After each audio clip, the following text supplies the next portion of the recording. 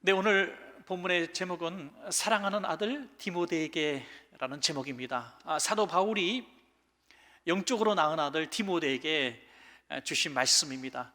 여러분 아시는 대로 사도 바울은 결혼도 하지 않았죠. 그래서 자식이 없습니다. 그러나 영적으로 낳은 아들들이 있었습니다. 그 가운데서 특별히 디모데는 사도 바울이 너무나 사랑하는 그런 영적 아들입니다.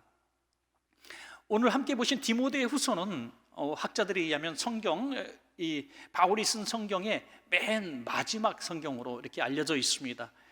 그렇다면 순교 직전에 쓴 편지라고 볼 수 있죠. 더구나 디모데 후서는 디모데 전서가 있다는 것이죠. 디모데에게 보낸 두 번째 편지입니다. 그렇다면 이 디모데라는 사람은 바울에게 정말 큰 비중으로 다가오는 사람이었다는 것을 우리가 증명해 보이는 것입니다. 그만큼 사도 바울은 임종 전에 주님을 만나기를 앞두고 너무나 이 디모데를 그리워했고 보고 싶어 했습니다.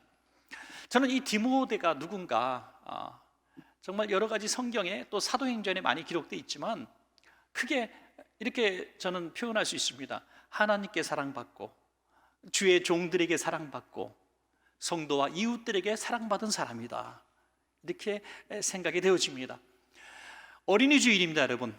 오늘 어린이 주일, 우리 자녀들은 어린이가 아니라 장성한 자녀들도 물론 있겠습니다만은 또 결혼하지 않은 우리 청년들도 있겠습니다만은 우리의 자녀가 어리든지 또 나이가 있든지 또 자녀가 현재 없든지 우리의 자녀들은 이렇게 키워야 되겠다 하는 마음 가지고 오늘 함께 은혜를 나누기를 원합니다. 우리의 오늘 말씀의 목표는 오늘 사도 바울이 이렇게 고백한 것처럼 사랑받는 아들, 우리의 자녀들이 하나님께 사랑받고 주의 종들에게 사랑받고 교회와 성도와 이웃들에게 사랑받는 자녀가 되기를 소원합니다 하는 마음으로 오늘 결심하며 오늘 본문을 함께 나눴으면 좋겠습니다.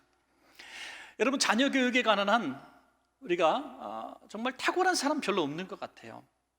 저분은 정말 자녀 교육 잘하겠다. 미혼 때에 보면 애들을 너무너무 이뻐하는 분들이 있어요. 저는 애기들이 너무 좋아요. 그러면서 우리 언니 딸 한번 데리고 오면 그냥 안고선 유괴하듯이 데리고 나가서 안 들어와요. 막 너무 예쁘고 지나가는 아기가 유모차에 있으면 한번 만져봐도 돼요. 너무. 그래서 애기 되게 잘 키울 줄 알았는데 자기 애기를 낳으니까 너무 징그러워하더라고요. 힘들어하고. 이걸 정말 내가 낳았나 할 정도로 너무 어려운 거예요. 여러분, 낭만적으로 생각할 게 아닙니다. 사춘기쯤 돼보세요. 사춘기쯤 되면은 주여 나를 빨리 불러가 주시옵소서 할 정도로 너무 공고할 때가 있습니다.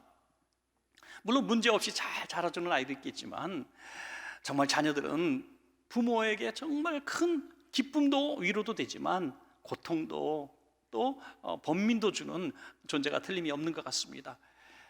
세상에서 어떤 이론가를 통해서도 우리가 자녀를 교육하는 어떤 힌트는 얻을 수 있겠지만 모든 자녀가 총천연색이라 다 다릅니다. 여러분, 첫째하고 셋째가 있는데 첫째 했던 방식으로 셋째 가르칠 수 없어요. 타고날 때부터 다르더라니까요. 전부 다릅니다. 그러나 공통적으로 우리에게 주시는 변함이 없는 자녀 교육의 지침이 있어요. 그것이 바로 하나님의 말씀인 줄로 믿습니다. 잠언 22장 6절에 말씀하시기를 마땅히 행할 길을 아이에게 가르치라 그랬어요. 마땅히 행할 길이 뭡니까? 그 인생에 살아가는 어떤 인도, 과정, 이런 것들을 말하고 있죠. 그리고 또 도가 뭡니까? 도리를 말하고 있죠. 도리, 사람답게 사는 게 뭐냐? 다시 말씀드려서 아이가 진로로 놓고 염려할 때에도 하나님의 말씀이 답이고, 인생이 뭔지 번민하고 고민할 때에도 아이들이 정말 염세적으로 빠지고 정말 인생이 뭔지 방황할 때에도 하나님의 말씀만이 인생이 무엇이냐고 말씀하실 수 있는 인생의 매뉴얼이 된다고 하는 것이죠. 인생을 창조하신 분이 하나님이시기 때문에 인생의 성공이 무엇인지 가장 잘 아시는 분도 하나님이시라는 것입니다.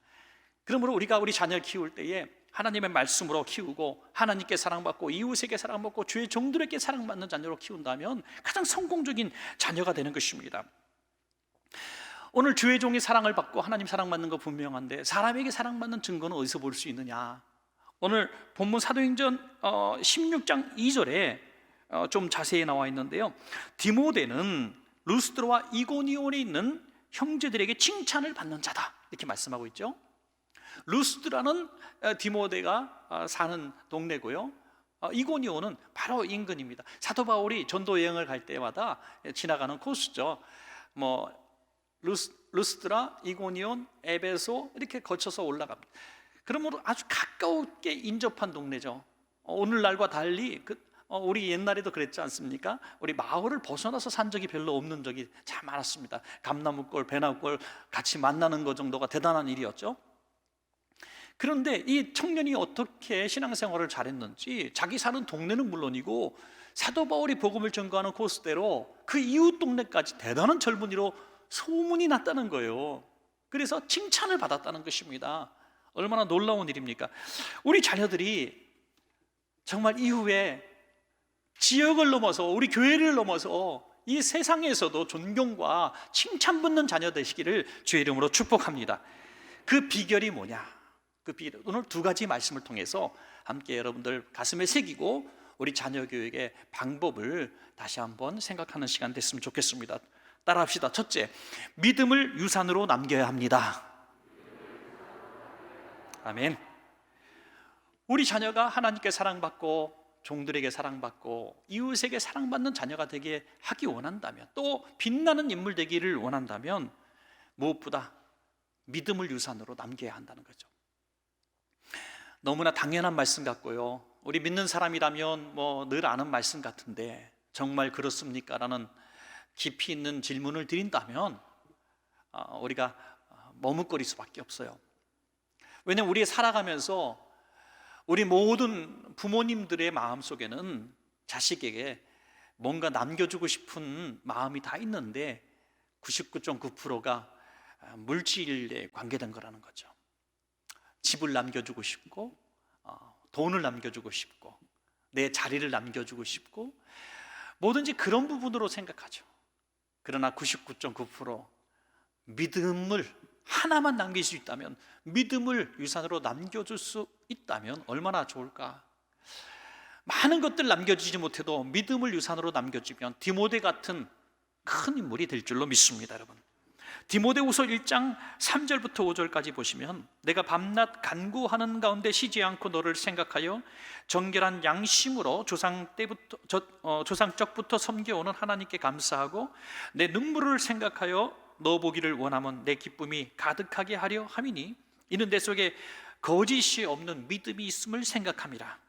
이 믿음은 먼저 내 외조모 로이스와 내 어머니 유니게 속에 있더니 내 속에도 있는 줄을 확신하노라. 여러분, 얼마나 귀한 표현입니까? 디모데의 속에 있는 그 믿음이 거짓이 없는 참 믿음인 것을 발견했다. 사도 바울 같이 영적으로 탁월한 우리 분이 너 믿음 진짜야 라고 인정하신 거죠. 그런데 그 진짜 믿음이 너 혼자 만들어진 게 아니라는 것을 보았습니다. 너희 할머니와 너희 어머니에게 있었던 그 진짜 믿음이 너에게까지 그대로 전달되었구나. 여러분, 어떤 결혼 배우자를 우리 자녀들이 만난다고 할 때에 우리 부모님들은 다 똑같은 말씀을 하시죠. 야, 너 상대도 좋고 하지만 부모님을 보는 게 참 좋다, 중요하다, 이런 마음을 가져요. 왜냐하면 우리가 배워오고 살아오면서 경험을 통해서 아무리 좀 태도를 바꾸고 또 노력을 통해서 자기를 이렇게 개선하고 습관을 고치고 했다 할지라도 그 부모님의 그 흔적들이 이 자녀에게 다 은연중에 나타나고 있다고 하는 거죠. 배워 있습니다. 배워 있어요. 그러므로 디모데가 어느 날 갑자기 생긴 참 믿음이 아니라 할머니로부터 어머니 그리고 자신에게 이뤄진 신앙 3대의 단단한 진짜 믿음이 이어져 온 것을 사도 바울이 본 것이죠. 여러분, 이 얼마나 귀한 믿음의 전통을 가졌습니까? 그런데 이 디모데의 살아온 배경을 보면 이런 믿음을 갖기까지 참 어려운 난관들이 많았습니다. 사도행전 16장 1절에 보면 이 가정의 배경이 나와 있습니다. 바울이 더베와 루스드라에도 이름에 거기 디모데라 하는 제자가 있으니 그 어머니는 믿는 유대 여자요 아버지는 헬라인이라. 이 본문만 가지고도 야, 디모데 참 힘들었겠다라고 볼 수 있습니다. 당시 유대인은 유대 공동체에서 살아가기 위해서 유대교를 믿을 수밖에 없죠. 만약에 그리스도인이 된다고 하는 것은 유대 공동체에서 이탈을 해야 하는 것입니다. 믿는 유대인이라고 성경은 말씀합니다. 그리스도인이 된 거예요. 그렇기 때문에 유대 공동체에서 쫓겨났습니다. 지금도 마찬가지입니다. 지금도 오늘 21세기를 사는 유대인들도 그리스도인이 되면 그 공동체를 떠나야 하는 거예요. 모든 혜택을 다 포기해야 합니다. 이 유대인 여인으로서 얼마나 고통을 받았겠습니까? 거기다가 결혼한 상대자가 누굽니까? 헬라인 이방인이었습니다. 유대인은 이방인과 결혼조차 할 수 없습니다. 그러니 이 어머니의 삶이 얼마나 고단했고 얼마나 멸시를 당하는 인생이었을까 볼 수 있습니다. 유대인인데 이방인과 결혼했죠. 또 그리스도인이 되었죠. 아주 쫓겨난 신세가 된 것이죠. 또 참 기가 막힌 일은 성경에 보면 아버지의 이름이 반드시 나옵니다. 가장 중요한 이름이 넌 누구의 아들이냐라는 것이죠. 그런데 할머니의 이름도 나오고 어머니의 이름도 나와요. 로이스, 유니게 다 나옵니다. 그러나 아버지의 이름이 한 번도 기록되지 않습니다. 그것은 분명히 추측컨대 아버지와 사별을 한 것이죠. 여러분 생각해 보십시오. 유대인 공동체에 살아갑니다. 그러나 유대인이 아닙니다. 이방인과 결혼했죠. 유대교를 믿지 않고 그리스도인이 되었죠. 아버지 없죠. 얼마나 가난했겠습니까? 얼마나 궁핍했겠습니까? 물려줄 거 믿음 하나밖에 없었던 거죠. 여러분 저도 우리 교회 성도님뿐이 아니라 여러 교회 성도님들의 이야기를 들어보면 참 이런 상황과 아주 흡사한 성도님들이 많은 것을 보게 돼요. 어떤 이유에서든지 사별을 했든지 헤어졌든지 홀로 된 여인들이 정말 어려운 가운데 이 자녀들을 길러가면서 오직 신앙 하나 붙들고 눈물로 기도하는 엄마들이 참 많이 있습니다.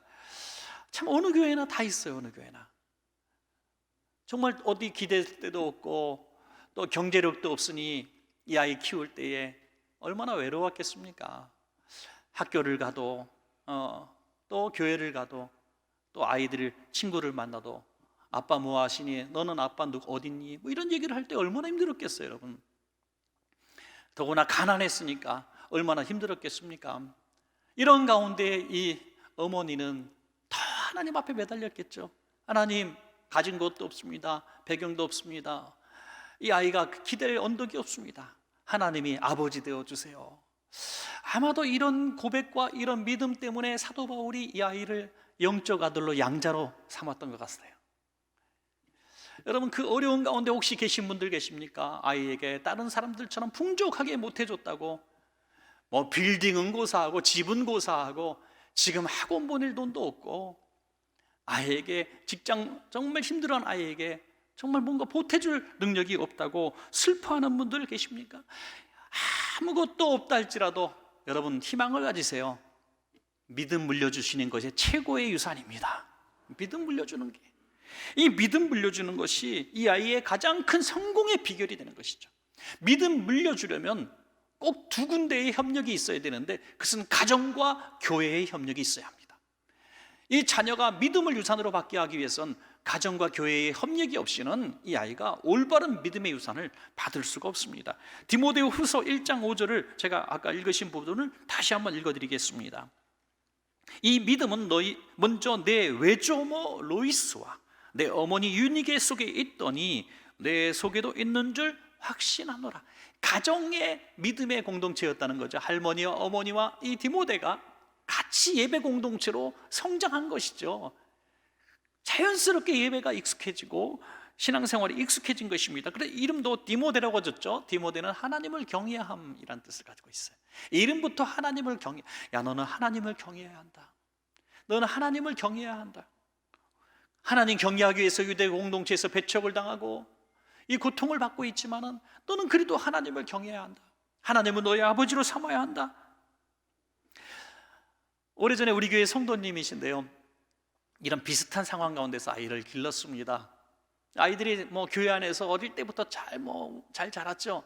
근데 이 아이들이 어머니 생일날 편지를 썼는데 다른 부분은 다 제가 말씀 안 드리고 그 한 부분을 어머니가 자랑하시는 것을 들었습니다. 아이들이 편지 글에 뭐라고 써 있냐면 어머니 저희를 예수 믿게 해주셔서 고맙습니다. 너무 귀하지 않아요? 어머니 예수 믿게 해주셔서 고맙습니다. 다른 많은 것들을 얻지 못했지만 어머니가 우리에게 주신 최고의 선물이에요. 얼마나 위로가 됐겠습니까, 여러분? 가정에서 신앙의 유산, 믿음의 유산을 준 것이 천금만금을 준 것보다 아이에게도 더 귀한 유산이 된다고 하는 것입니다. 그리고 교회와 협력이 있어야 됩니다. 이 신앙 공동체이기 때문에 믿음은 홀로 자라지 않습니다. 동년배가 필요합니다. 같은 믿음의 친구들이 필요하고 교회 학교 선생님들이 필요하고 교회 목사님들이 그래서 필요한 겁니다. 주일학교 교사 선생님들을 귀하게 여기십시오, 여러분. 또 학생의 청년의 지도하는 선생님들을 귀하게 여기십시오. 그의 영혼을 인도하는 구역장님들, 또 교회 종들을 귀하게 여기십시오. 학교 선생님은 여러 번 찾아가면서 교회에 내 아이를 담당하는 교회 학교 선생님 이름이 누군지도 모르고 있다면 하나님 앞에 그것도 문제가 되는 겁니다. 이 아이를 정말 믿음의 유산을 남겨주길 원한다면 교회와 가정이 함께 협력을 해야 한다는 거죠. 어떤 아이에게 아침에 일어날 때마다 전쟁인 거예요. 주일마다 전쟁인 거예요. 교회 안 가니까 아이가 나 일요일만 편하게 자려고 그러는데 엄마 아빠는 교회 가다. 그래서 혼내다가 이놈아, 아빠 엄마 체면 좀 살려줘라. 아빠 엄마가 그래도 그래도 교인들이 다 하는 중직자고 이런저런 일을 하는 사람인데 너가 이놈아 교회 안 나가주니까 참 내가 부끄럽다. 이 아이가 성질을 벌떡 내면서 엄마 아빠는 저녁마다 교회 욕하고 목사님 욕하면서 왜 나보고 그런 교회 가자 그러냐고 말이야.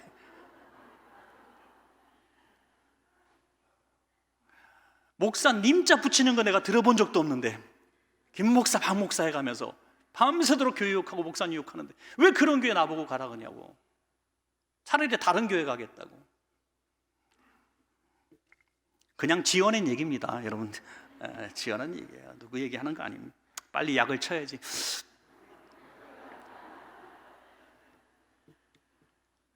여러분, 믿음은 들음에서 나는 줄로 믿습니다. 믿음은 들음에서 나는 거예요. 듣는 대로 믿음이 자라는 겁니다.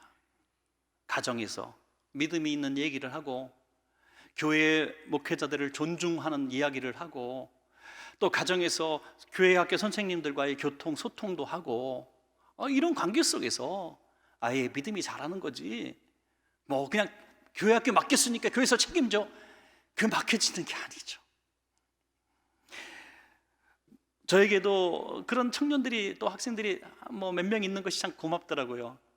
어느 날 전화가 와서 또 카톡이나 이런 문자가 와서 상담을 합니다. 전화하다 보면 울면서 전화합니다. 울면서 엄마 아빠한테 얘기하지 말아주세요.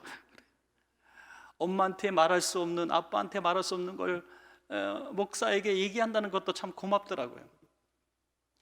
여러분, 그렇게 관계된 아이가 어떻게 세상에서 나는 혼자라고 생각하고 딴 길로 가겠습니까? 여러분의 자녀들이 교회에서 믿음의 동역자들, 주의 종들과 친밀한 관계 맺도록 많이 도와주셔야 돼요. 신방을 가서 예배를 드리는데 아이가 분명히 안에 있는 거 아는데 야, 나오지 마, 예배 끝날 때까지? 그럼 끝난 다음에 인사 정도는 시켜야 되는데 끝날 때까지 나오지 못하게 해요. 애완견과 함께 가둬놉니다. 가둬놔요. 안 나오게. 2번 가도 3번 가도 그래. 여러분, 아니에요. 이런 찬스가 어디 있어요. 야, 다 나와. 목사님 우리 교회 우리 집 오셨네. 목사님 얘는요 아무개고 얘는 아무개고 얘는 몸이 약하고 얘는 공부를 더 잘해야 되고 목사님 머리 안수 한번 해주세요. 이렇게 기도받고 관계하게 되고 교회에서 만나면 너 잘 있었니? 이런 소통의 기회를 줘야죠. 엄마 아빠는 열심히 교회 나가는데 아이들과 교회와 끈이 끊어지면, 여러분 당대에 끊어지면 후대는 이어지지 않습니다. 우리 당대보다 후대가 더 교회를 자주 가고 교회를 사랑하는 자녀로 만들지 않으면 절대로 신앙의 유산을 물려줄 수가 없습니다. 여러분의 자녀들은 여러분들보다 더 교회를 사랑하고 주의 종들과 관계를 더 끈끈하게 맺고 선생님들을 더 존중하게 여기는 그런 자녀들이 될 때에 믿음의 유산 이어갈 줄로 믿습니다. 자, 마지막 2번째로 우리 자녀들이 이렇게 사랑받는 자녀가 되게 하기를 원한다면 따라합시다. 믿음을 지키게 해야 합니다. 그렇습니다. 믿음도 얻는 것보다 지키는 게 더 힘들어요. 여러분, 우리 대한민국의 자유도 마찬가지예요. 우리 선조들이 정말 피땀 흘려 죽음으로 이 나라의 자유를 얻었어요. 수많은 나라의 군인들이 우리나라를 위해서 목숨을 바쳤어요. 자유가 거저 얻어진 게 아니라는 거예요. 그냥 우리만, 과거는 무조건 나쁜 사람들, 부패가 가득, 그게 아니더라고요. 수많은 사람들의 피눈물이 있었고 희생이 있어서 자유를 얻어진 거예요. 우리가 지켜야 합니다. 이 자유를 지켜야 한다고 하는 거예요. 자유를 지키기 위해서 그분들의 희생 못지않은 희생을 어찌 보면 해야 하는 것입니다. 믿음도 마찬가지라는 거예요. 아이들에게 믿음을 주셨다면 그 아이들이 그 믿음을 지킬 수 있도록 부모가 끝까지 기도하고 도와주어야 한다는 것입니다. 성경에 오늘 본문에 보니까 그래서 사도 바울은 이 부분을 굉장히 강조를 합니다. 지켜라, 믿음을 지켜라, 이 표현을요 얼마나 많이 하는지 몰라요. 여러분들 나중에 한번 다시 읽어보시죠. 오늘 12절 말씀해 보니까 그가 능히 지키실 줄을 확신함이라. 13절에 내게 들은 바 바른 말을 본받아 지키고 하나님 말씀을 지키고, 14절 내게 부탁한 아름다운 것을 지키라. 계속해서 들은 말씀대로 살아야 한다.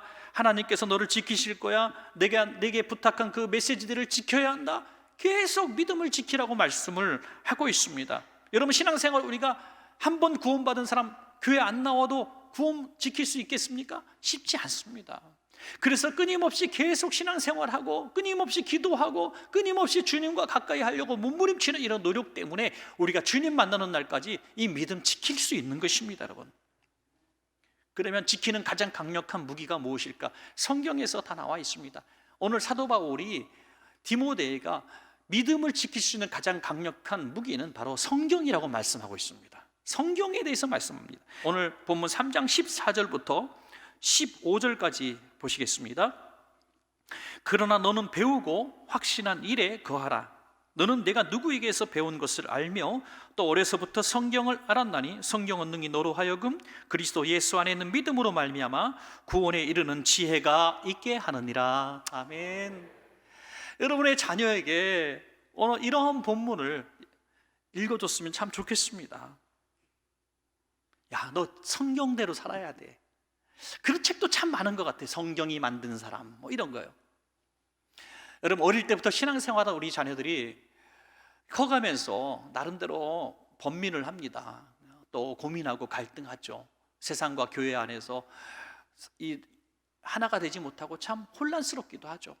직장생활하고 결혼하고 정말 고등부 때 회장까지 하고 청년회 때까지 열심히 다녔는데 지금 신앙생활 안 하고 있는 자녀들이 있을 겁니다.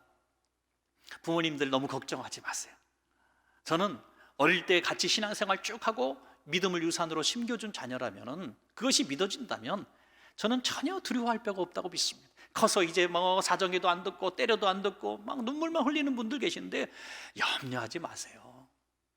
저는 분명히 믿는 것은 어떤 순간에 길을 잃어버렸을 때, 아무도 내 곁에 없다고 생각했을 때 정말 나는 출구가 없구나라고 끝자락에 서 있을 때 성령님이 그에게 하나님의 말씀이 생각나게 하실 줄로 믿습니다.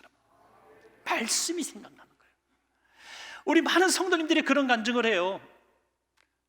하나님의 말씀 한 구절이 내 인생을 살렸다는 겁니다. 길을 찾게 했고 나를 위로했고 나를 다시 세워주셨고 또는 회개하게 하셨고, 하나님의 말씀 한 절이 나를 살리는 거예요. 여러분, 하나님의 말씀 한 절이. 그러므로 어릴 때 계속 말씀을 심겨주는 거, 읽게 하는 거, 이것이 얼마나 소중한가. 그래서 믿음을 지키는 가장 강력한 무기는 아이에게 성경을 가르치는 것입니다. 여러분, 또 하나는 이 아이에게 우리가 기도하는 것이 너무나 중요합니다. 영적으로 이 아이가 바르게 설 수 있도록, 말씀대로 살 수 있도록 중보의 기도를 하는 것 너무너무 귀합니다. 디모데후서 1장 6절에 보니까 그러므로 내가 나의 안수함으로 내 속에 있는 하나님의 은사를 다시 부릴 듯하게 하기 위하여 너로 생각하게 하노니. 사도 바울은 지금 디모데와 먼 거리로 떨어져 있기 때문에 안수기도 할 수 있는 상황이 아닙니다.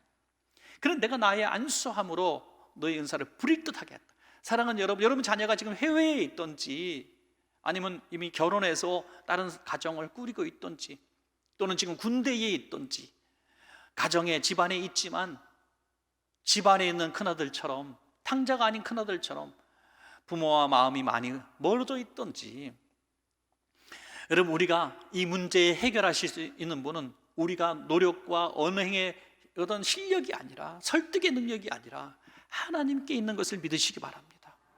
하나님께서 우리 자녀들의 마음을 어루만져 주시고 그에게 성령으로 안수해 주실 때에 그들이 주님을 만나게 되는 은혜가 있는 거예요. 저는 한 가지는 분명히 말씀드릴 수 있습니다. 구원은 하나님의 은혜예요. 전적인 은혜예요. 전적인 은혜. 우리가 노력한다고 가르친다고 너무 막 운다고 되는 게 아니에요. 하나님의 전적인 역사 일하심입니다. 그러므로 그걸 우리가 할 수 있는 비결이 뭐냐? 하나님을 향해서 눈물로 기도하는 방법밖에 없어요. 너와 내 자녀를 위해서 울라고 말씀하셨습니다. 애가 아플 때 울었고, 취직 못할 때 울었고, 재수할 때 울었고, 애가 힘들어할 때 울었지만 애가 영혼의 갈증을 느끼고 방황할 때 얼마나 울었습니까? 주님 만나지 못했을 때 얼마나 울었습니까? 주님, 내 아이를 만나 주십시오. 내 아이의 머리에 안수해 주십시오. 성령이 말할 수 없는 탄식하심으로 우리를 위해서 울듯이 우리가 자녀를 위해서 중보하며 울 때에 우리 하나님께서 우리 자녀를 분명히 만나게 하실 것입니다.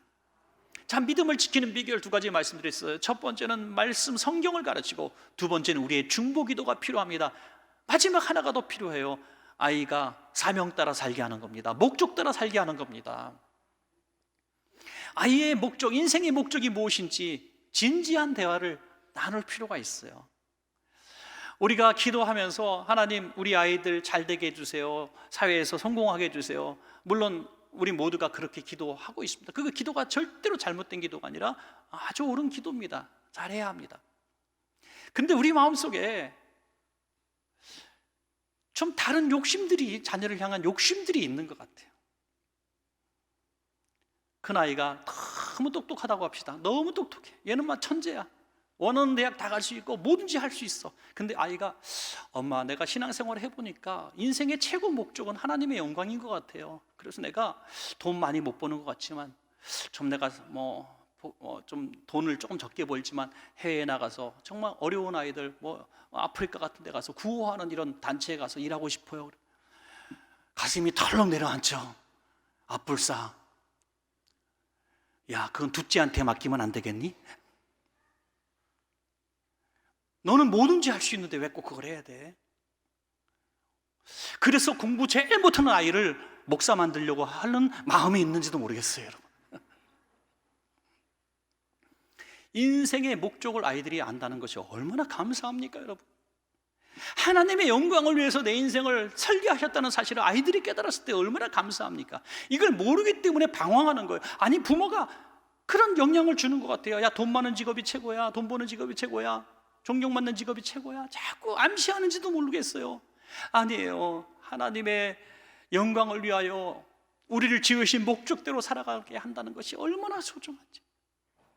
여러분 자녀가 이런 고상한 인생의 목적을 가질 수 있도록 우리가 기도하는 거 얼마나 귀한지 모르겠습니다. 빌립보서 2장 20절부터 22절까지 보면, 이는 뜻을 같이하여 너희 사정을 진실히 생각할 자가 이밖에 내게 없습니다. 사도 바울이 디모데를 칭찬하는 겁니다.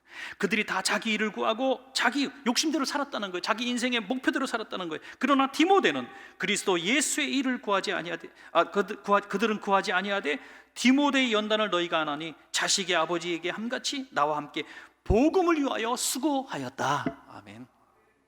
디모데는 다른 친구들과 달랐다는 거예요. 다른 친구들은 다 세상의 성공과 즐거움을 쫓아 방황했지만 디모데는 나와 함께 복음을 위해서 고난을 받았다. 인생의 가장 고상한 가치를 위해서 살았다는 것입니다.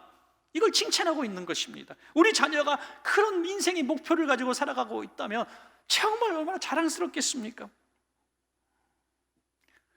디모데의 행적을 간추려 보면 그렇습니다. 바울이 1차 전도 여행 때 디모데를 만났습니다. 보니까 똘똘한 청년이 있네요. 신앙의 3대예요. 괜찮아. 눈여겨봤습니다. 그리고 제2차 전도 여행을 갈 때 데리고 갔습니다. 동행합니다. 이때부터 동역자가 되고 나중엔 데살로니가 교회와 마게도냐 교회에 파송되는 목회자가 되고요. 나중에는 바울이 얼마나 이를 후임했든지 자신의 후임으로 에베소 교회를 맡깁니다. 정말 대단한 인물이 아닙니까? 한평생 바울과 함께 동역하며 주의 일에 평생을 바친 친구가 되었어요. 그리고 얼마나 인간적인 정을 끈끈이 가졌던지 로마 감옥에 바울이 갇혀 있을 때 방문해서 위로하기도 합니다. 그런 이 디모데에게 가장 강력한 축복의 메시지를 주고 있습니다. 디모데후서 1장 7절부터 8절까지입니다. 우리 자녀에게 여러분들이 주시는 메시지처럼 한번 여러분들이 자녀에게 전하듯이 한번 읽어주시면 좋겠습니다. 시작.